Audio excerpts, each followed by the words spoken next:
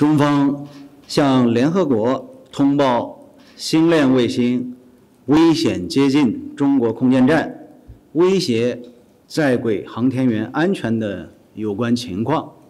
China was fulfilling the international obligations stipulated by Article 5 of the Outer Space Treaty by informing the UN of the Starlink satellite's dangerous approach of the China's space station that threatened in-orbit Chinese astronauts. In the accidents of preventative collision avoidance, the Starlink satellites were maneuvering continuously in an orbit with unspecific maneuvering tactics and intentions, while in-orbit Chinese astronauts were facing real and urgent safety threats.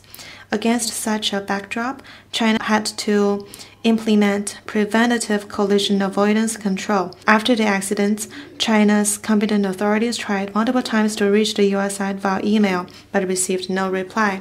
Now the U.S. attempts to use the so-called threshold of emergency collision criteria to shift responsibilities and distract attention.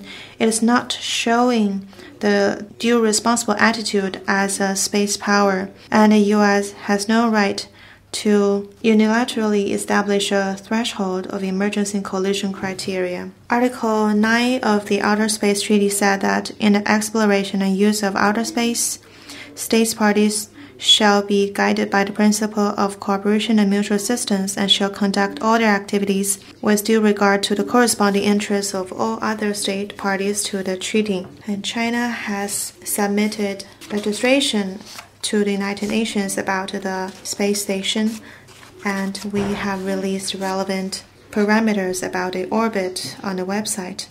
In order to safeguard the safety of Chinese astronauts and space station, we hope to establish a long-term communication mechanism with the U.S. to avoid such incidents in the future.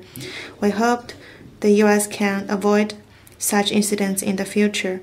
China also hopes that all countries can respect the outer space international system underpinned by international law and protect the safety of astronauts in orbit and the stability of space facilities.